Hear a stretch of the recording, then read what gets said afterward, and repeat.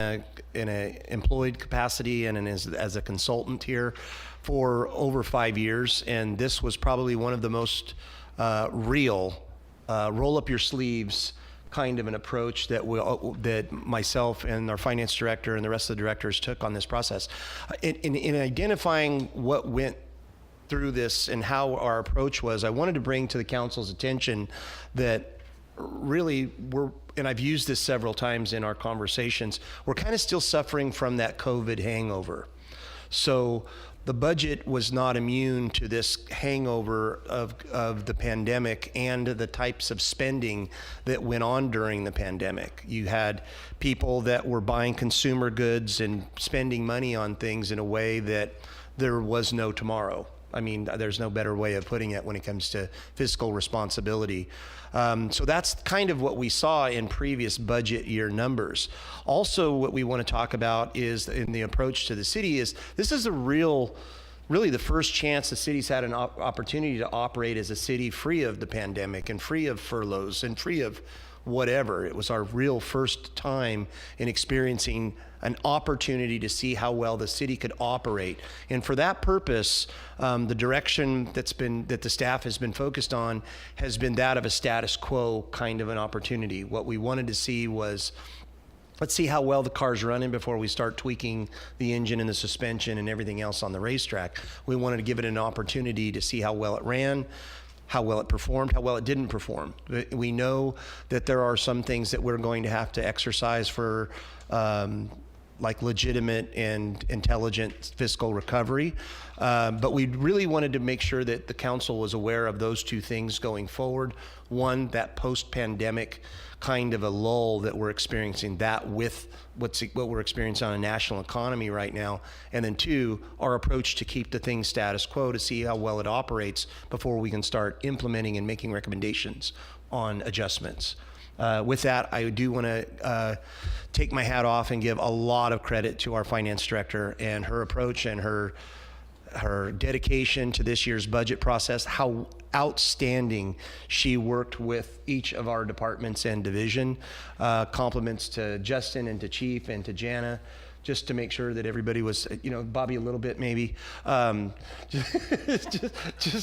So we had some very frank and open discussions, which is, I think, why we're getting as close as we are on the budget. With that, I won't speak anymore. I know I introduced Anna Nichols, our finance director, and again, thank her for all the hard work she's done this year. Oh, okay. Well, thank you, Greg. I'll take it from here. Good afternoon, Mayor, Council, staff, and Atwater community. Is this up there? And you hear me okay? Yeah. If you need to, I'll probably so just redirect me whenever you need to. This afternoon, we'll have an opportunity to go over the proposed budget for the upcoming fiscal year, which begins on July 1.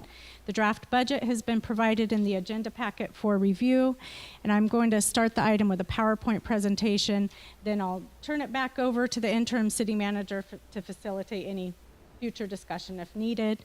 As this budget is in draft form, there's already been a couple changes since the time of publication, and I'll point those out as we get to those slides.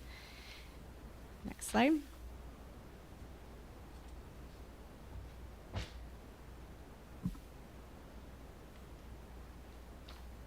All right, we will take a look at the general fund, which we'll spend the most of the time on. Then we have a few slides on Fund 4 and Fund 5050, which are Public Safety Transaction and Use Tax Fund and the CFD Public Safety Fund, respectively. And we'll do a very high-level overview of the enterprise funds. And then on a few slides, just, 3 or 4, you'll see these light bulbs. And these light bulbs indicate what I've dubbed policy points. And these are areas where I'll point out just kind of planting seeds for future strategic planning and policy direction that the council may want to engage in a future time. And so while we're on that slide, it's a time to point that out and to address that.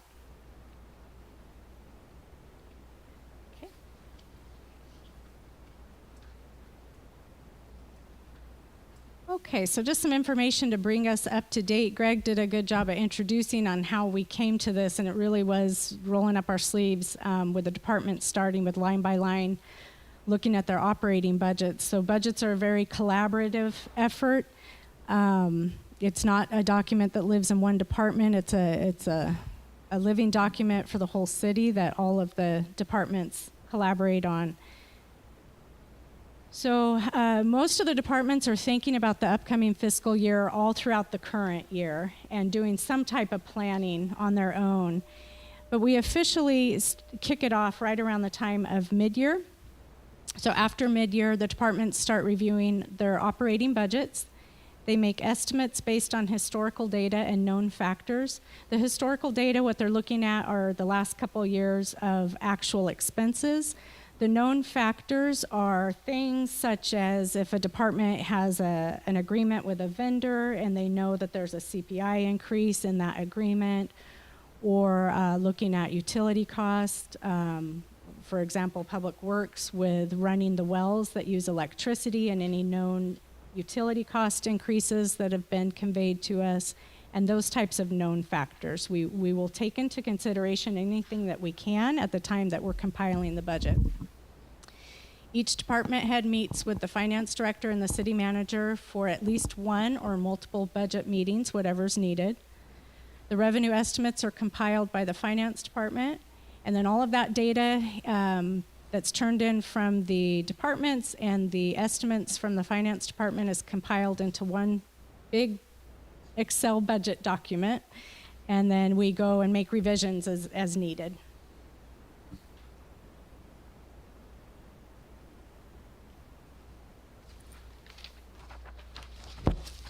So what is not included, what is included in this budget are some vehicles, and it's important to note that a couple of these are reappropriations from the current fiscal year.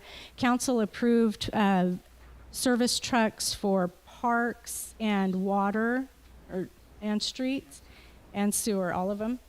And due to supply chain issues, we have not taken possession of those and likely will not before June 30th, so therefore we're not invoiced for them, and so we're reappropriating those. And so basically what will happen, since we haven't received those trucks or paid for them, that money stays in fund balance, and we're now reappropriating it into 24-25. What also is included is one-time cost for a cost of service study, cost allocation plan, and master fee schedule. This typically can be done under one umbrella of one vendor. It's one-time cost because usually you will plan for it every 5 years, and then in the interim years you apply your CPI like we do now for the miscellaneous fee schedule.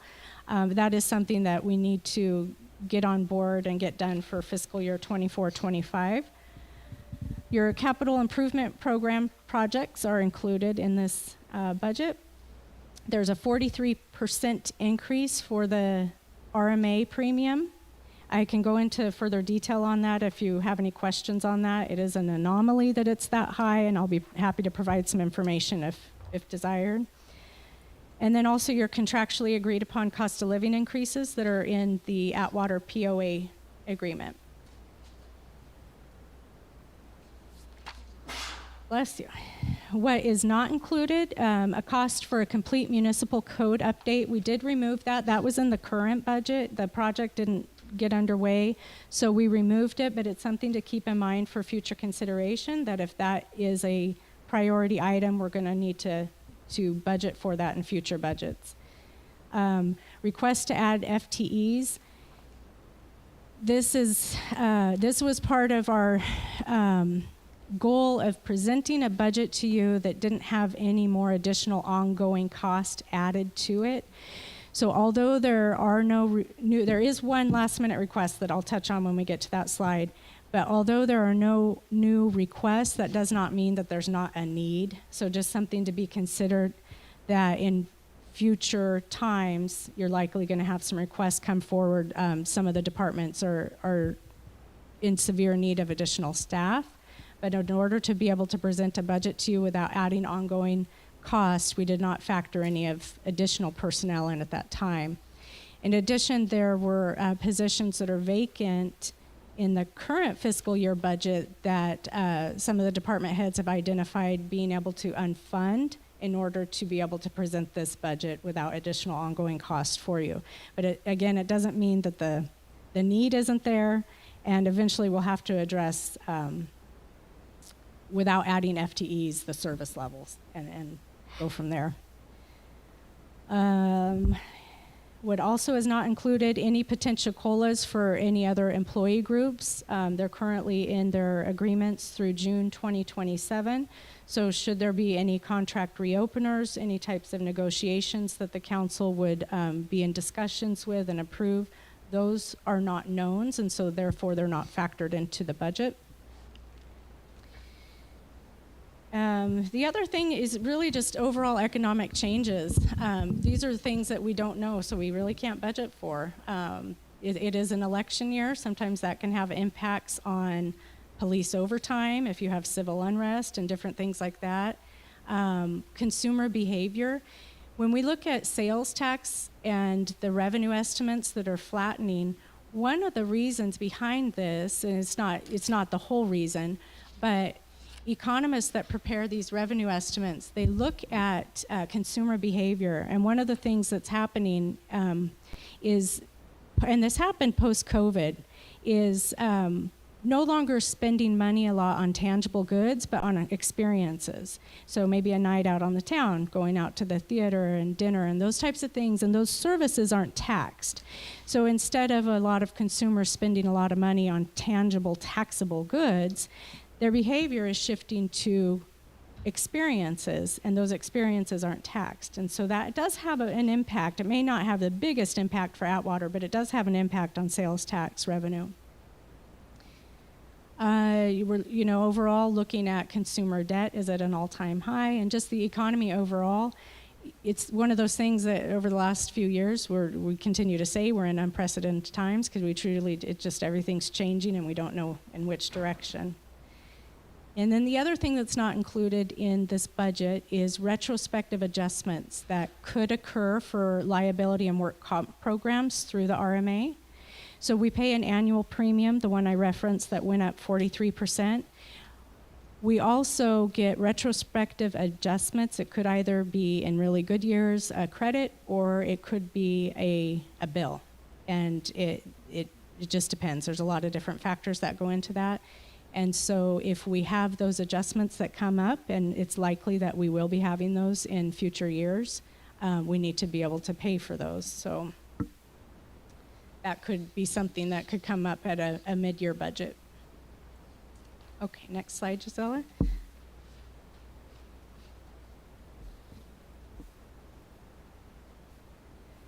Okay, so jumping into the numbers for all of the funds, our current revenue estimates are $64.65 million. The current estimates for expenditures are $90.69 million. When you take out the capital improvement projects of $26.94 million, that brings us to net expenditures of $63.75 million.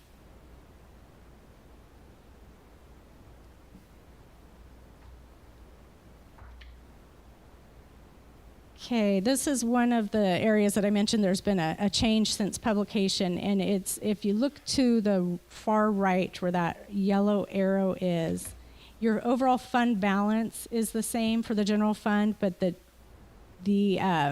previous Excel document was picking up 25% of your overall fund balance, and that should be 25% of your proposed operating expenditures, so that's been corrected. So what you'll see is the projected fund balance for the general fund ending on June 30th, 2025.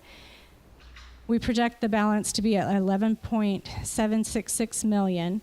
Of that, $5.047 million is put aside for the 25% general fund reserve goal, and that's 25% of operating expenses, leaving an unassigned or undesignated fund balance of $6.718 million. Okay, next slide. And we'll drill into that a little bit more. So for the general fund, the revenue transfers in are estimated at $19.2 million. Expenditures transfers out $20.18. So that leaves us with revenue under the expenses of $929,666. And again, just restating where we project with these estimates where the general fund balance will fall at the end of June 30th, 2025.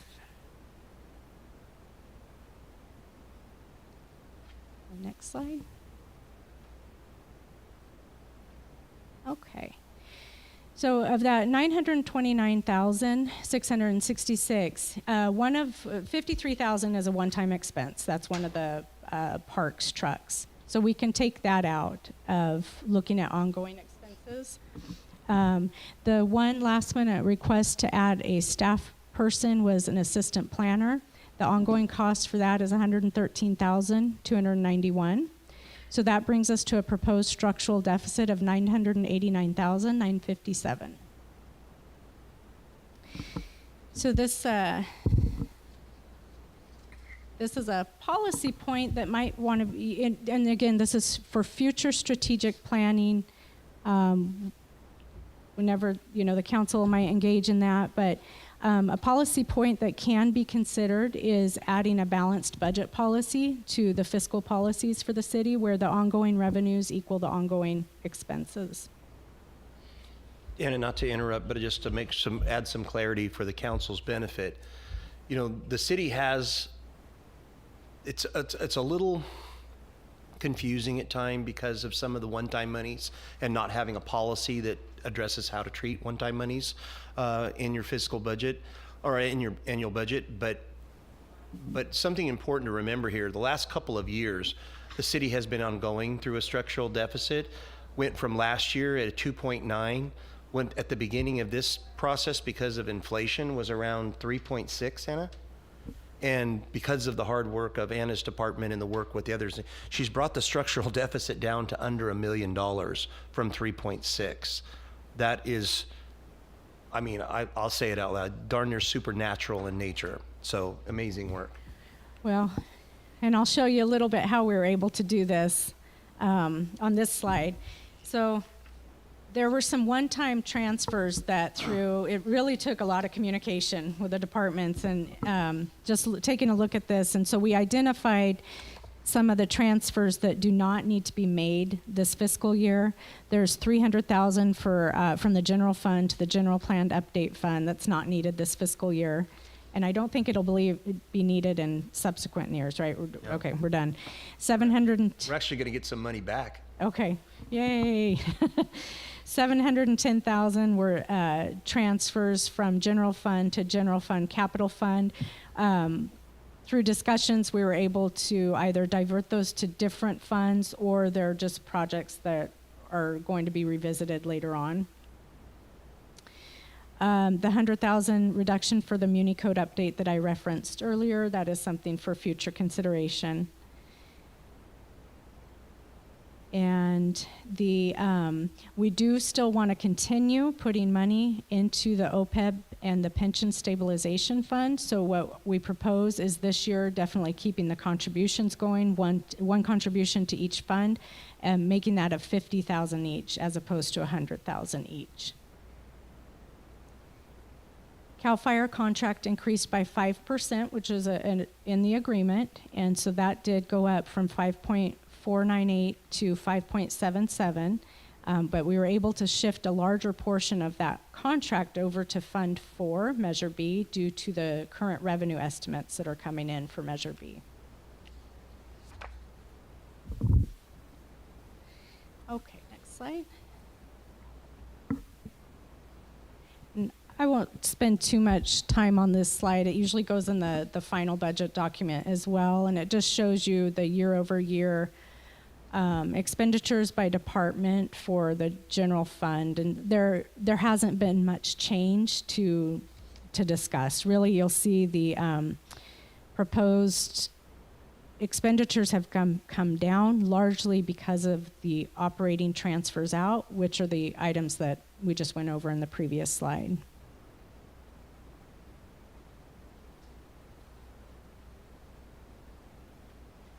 Okay, next slide.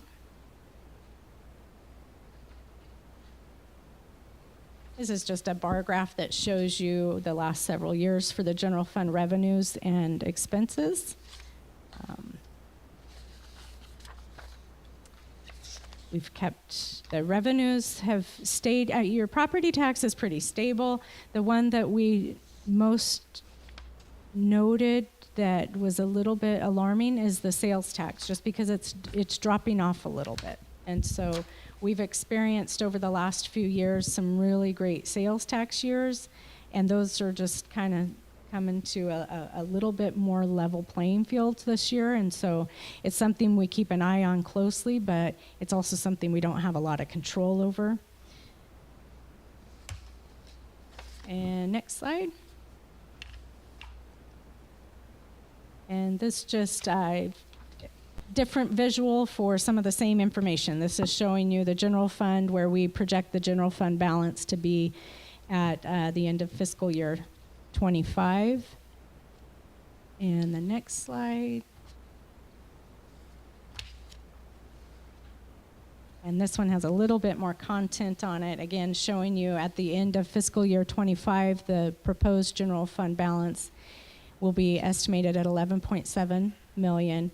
Of that is your 25% reserve set aside of 5 million, and then 6.7 million of unassigned fund balance.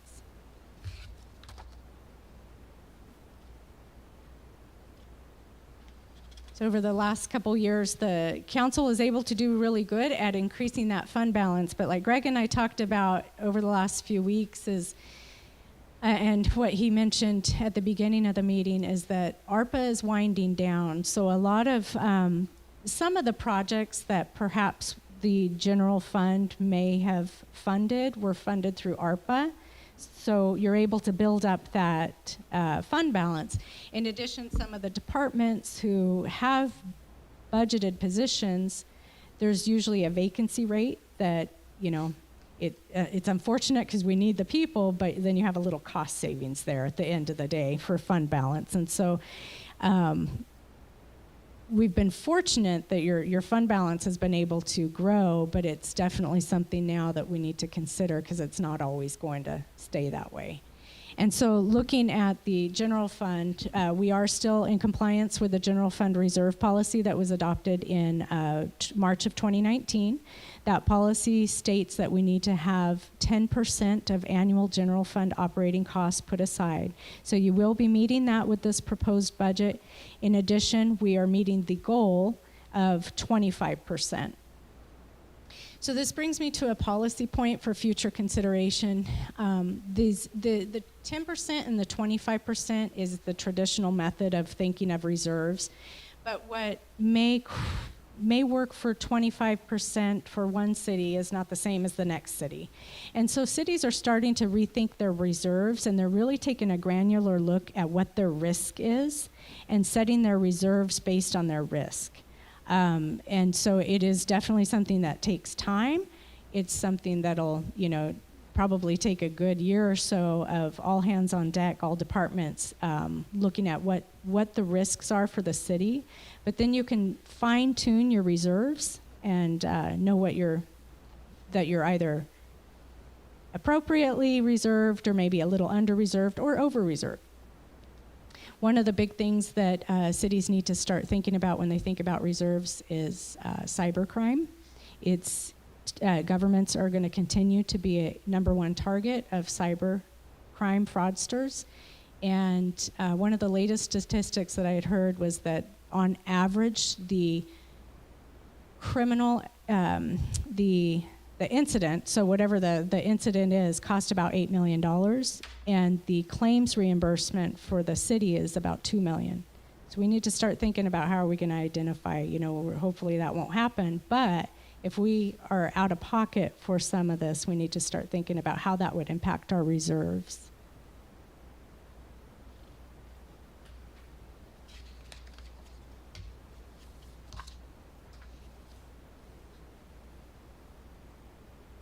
Okay, so moving into Fund 4, which is Public Safety Transaction and Use Tax Fund. The estimated revenues for this fund are coming in at $5.2 million from the latest estimates provided by our consultant.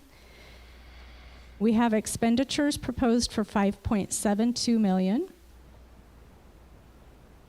And what this slide does is it shows you if you take away those one-time purchases, we've proposed the ongoing expenses to be under the ongoing revenues so that you have a balanced fund.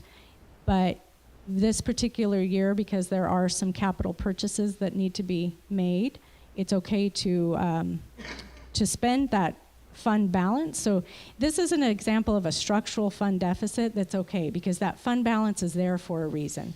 And so our proposal is to go ahead and use that fund balance based on the needs of the department, but we don't want to shift any more cost into the fund where those ongoing costs would exceed the revenues.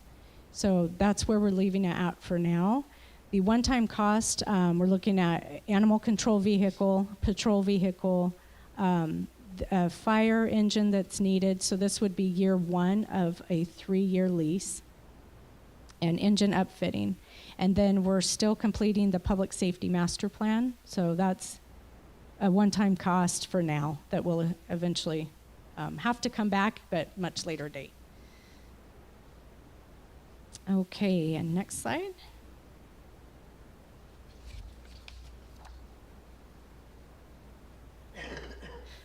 All right, and so this, taking a look at Measure B and where we propose our fund to fall. We don't have the final audited number for 22-23, but we do have an unaudited number to look at. So we're proposing the unaudited number to be at 1.5 million for 22-23. Then you have your current year revenue and expenditures that was approved. So we're looking to end 24 at 1.7 million.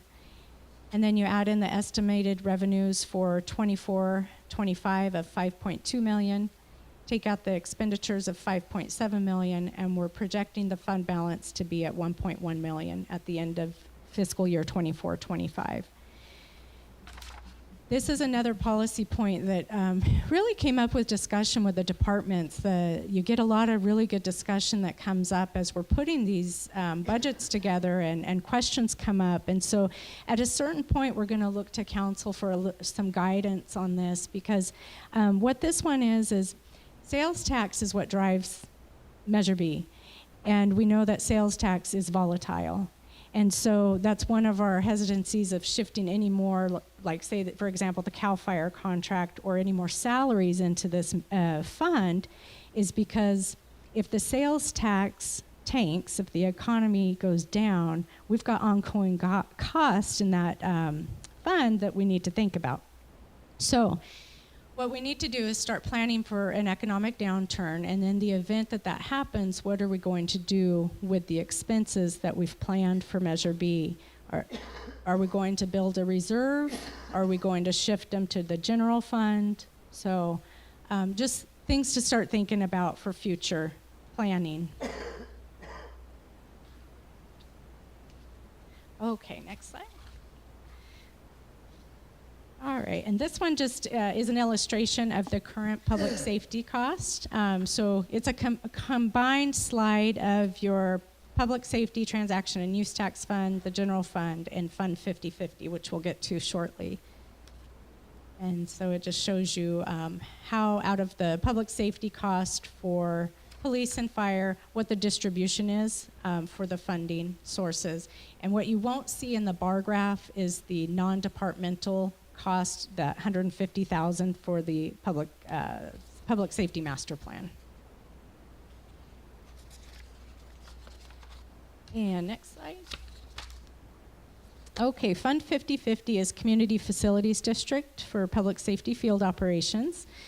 The revenues come from the CFDs, and they fund salary and benefits for 3 officer positions currently, 3 officer positions.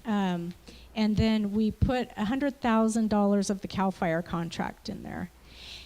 And I left the top strip there is from what you would have seen when you approved the current year budget. And I left it in there to show you our methodology with this year.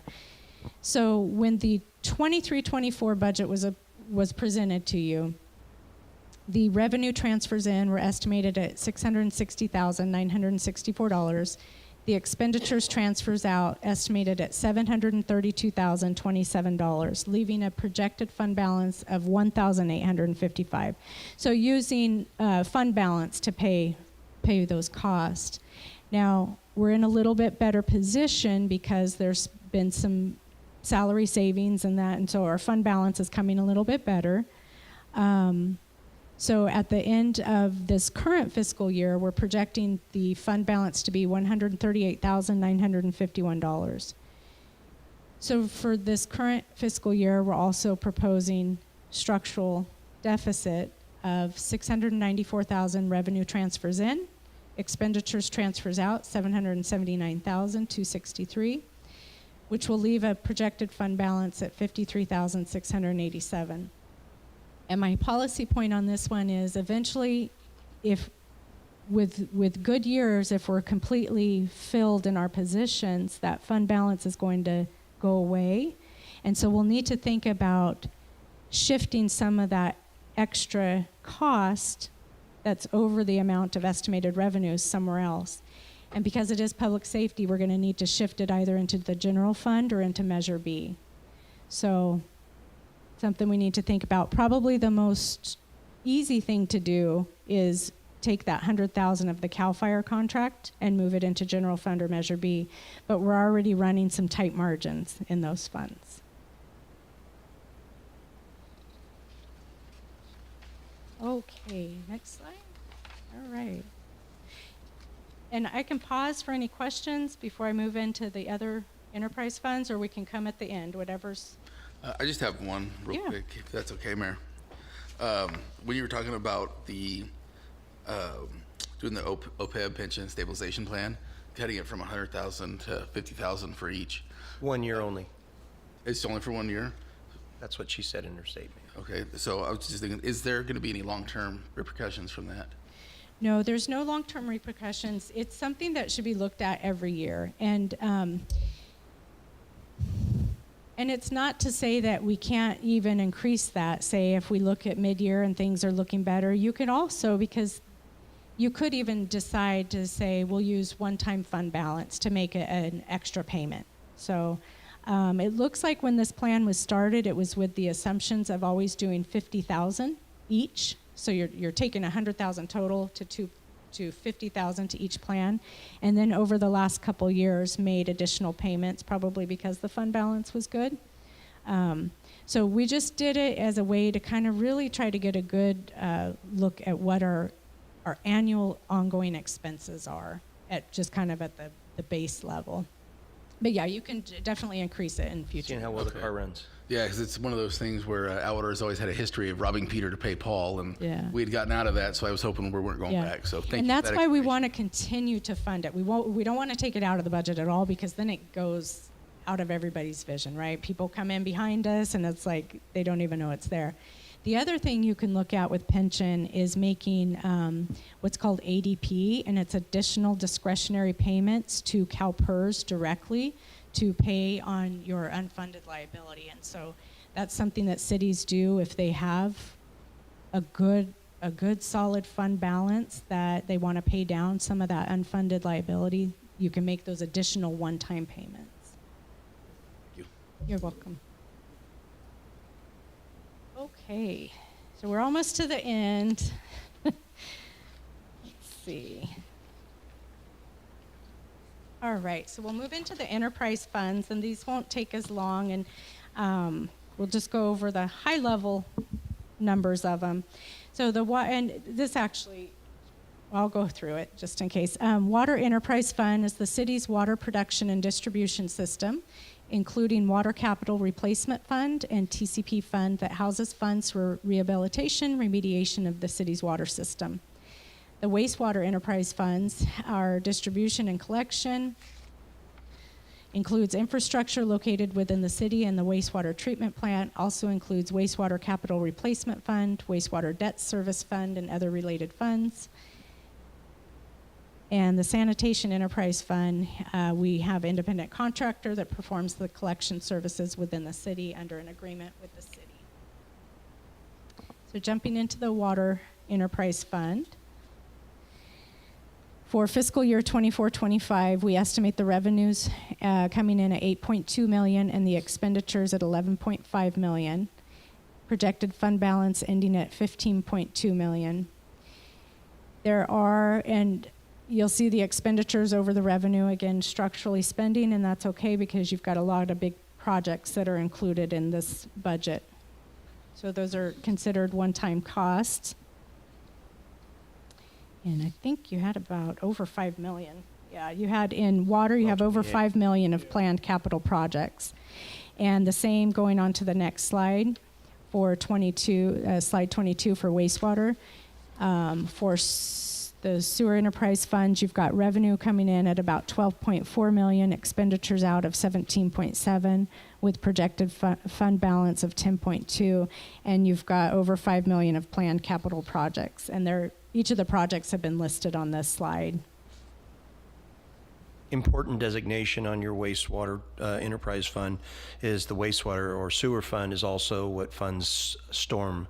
So some of the storm improvements that we're making this year, increases to pump capacities, lower Schaefer, all of those are some of the major projects that Anna is referring to.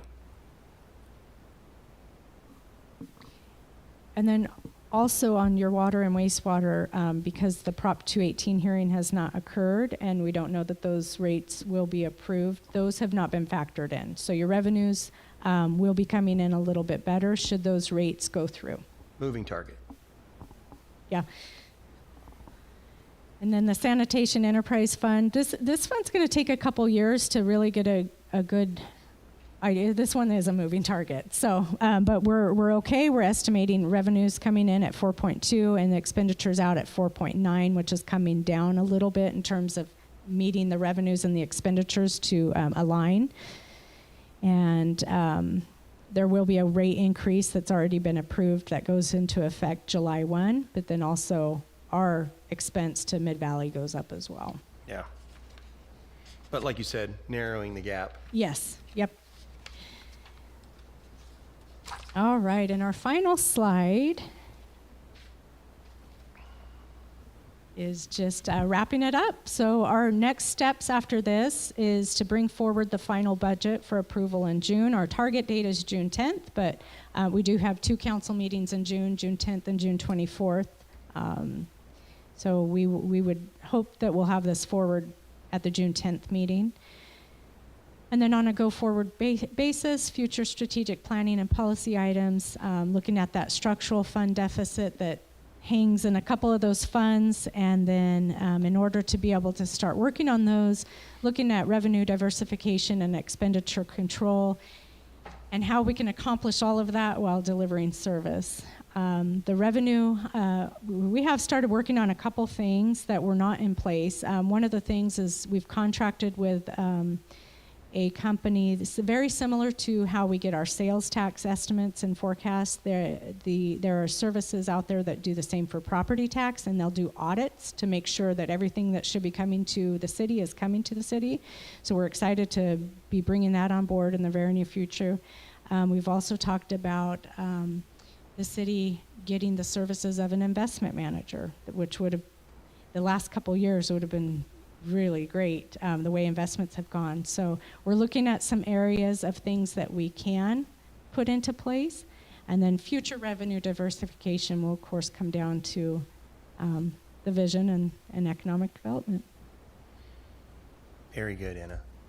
So I will turn it back over to you, Greg, in case there's any discussion that needs to be had, or Okay, there are just a couple of things that I wanted to follow up with the council on in reference to some of the things that Anna brought up and what she brought up in closing.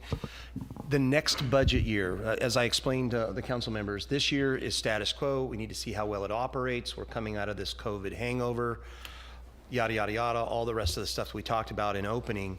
But next year, the budget in itself needs to look different. We need to, not only the process in which we deliver the budget for review. Anna was just telling me today how antiquated using an Excel spreadsheet is for purposes of budget preparation was not ideal, and we need to be tracking with more common, more modern methods of delivery of this, but still giving the detail the council needs to see on what our expenditures look like.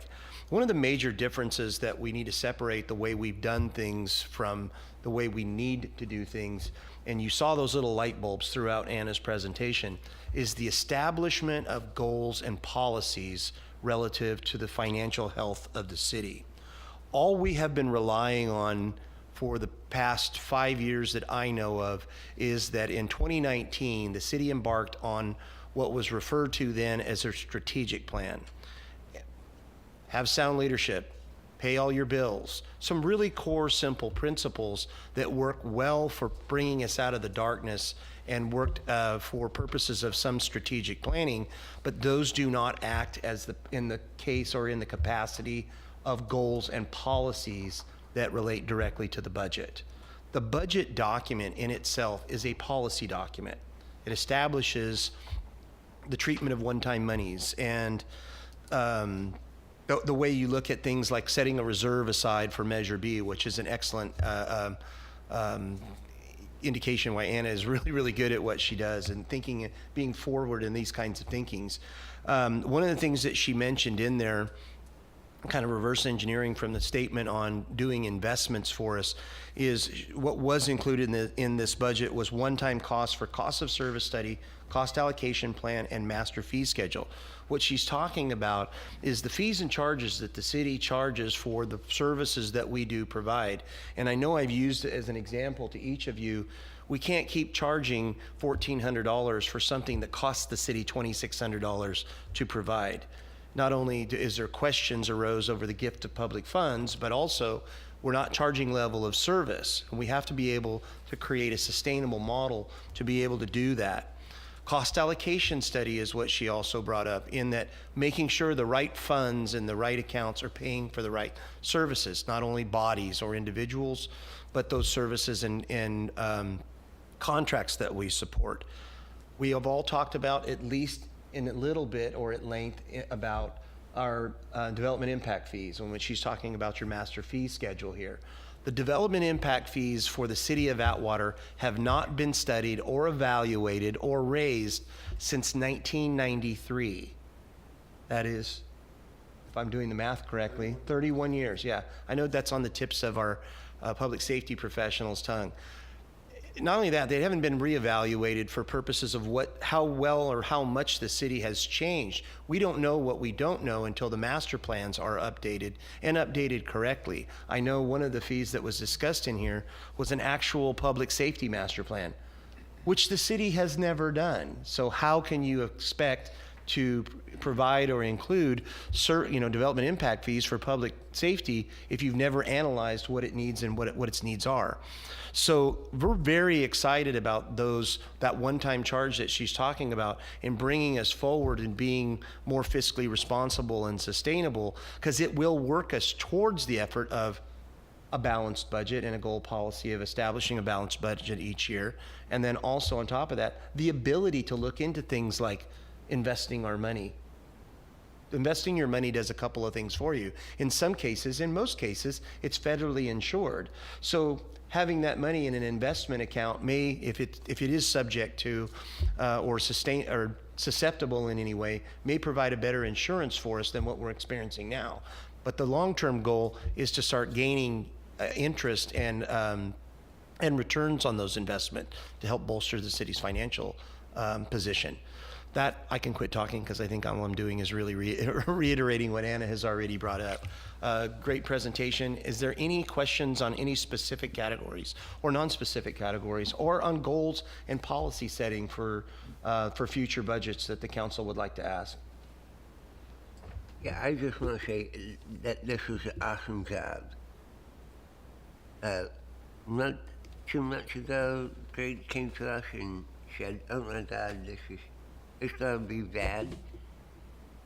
Wouldn't use those words exactly. Okay. It's not gonna be good, and I appreciate all the belt tightening that you guys have done, and the staff has done, and it makes me feel much better. So great job.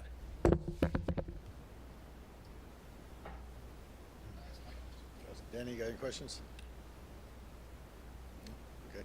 I just want to say that I was going to ask about investment management, but you beat me to the punch on that, so thank you. Yeah, and a little bit about that because you, council, you've probably heard a lot about camp and class when you're like through the league and stuff, and so it's all through government code, but and we would still be part of LAIF, you know, that's a for sure thing. But it's just what an investment manager will do is basically look at how much idle cash we have, and camp and class are yielding a couple percentage points higher than LAIF, and so.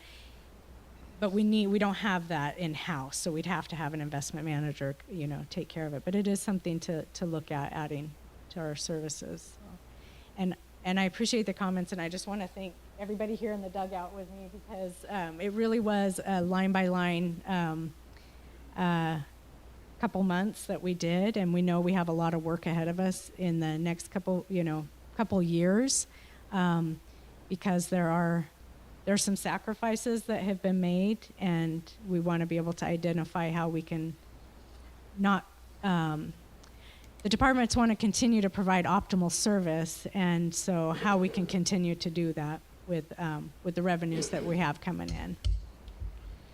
So just a couple things real quick on top of what Anna has provided that was brought up earlier.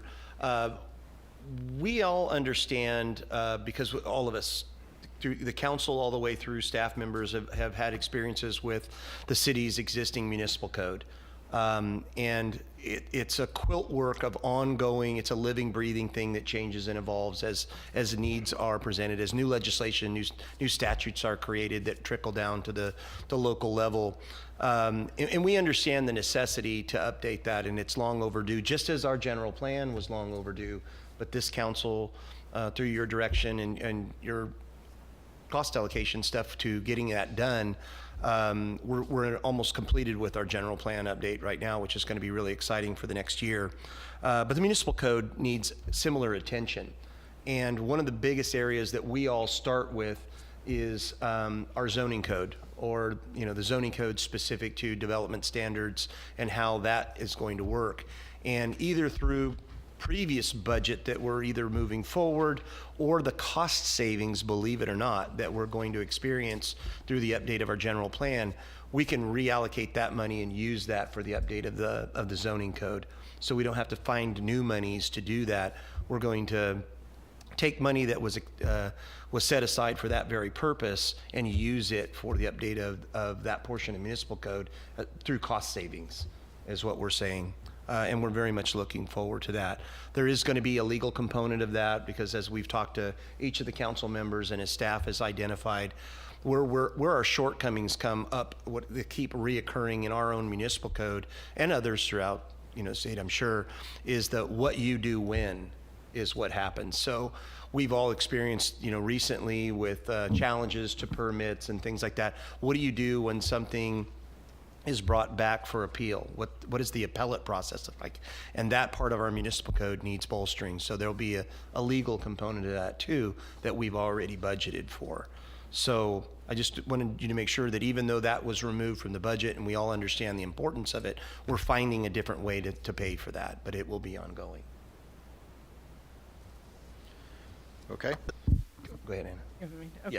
Yeah. So we have a couple fine-tuning things, like there was that position to add in, so that changes the numbers. But our goal is to bring it back June 10th, at the June 10th meeting for adoption, which comes with your miscellaneous fee schedule, the annual statement of investment policy, and the appropriations limit, and the salary schedule. Yeah. Just real quick for the council's benefit, that one particular position for the assistant planner,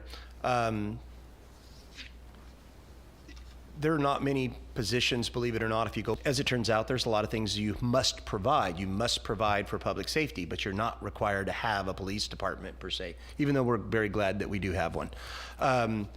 There are other elements of government you don't, but there are a few that you really, really have to have. One of them is that you must have a clerk's function. So, Giselle, thank you for being here tonight. The other thing you must have is a land use authority. There's no wiggle room on that. And right now, the city is currently dramatically understaffed from a planning perspective.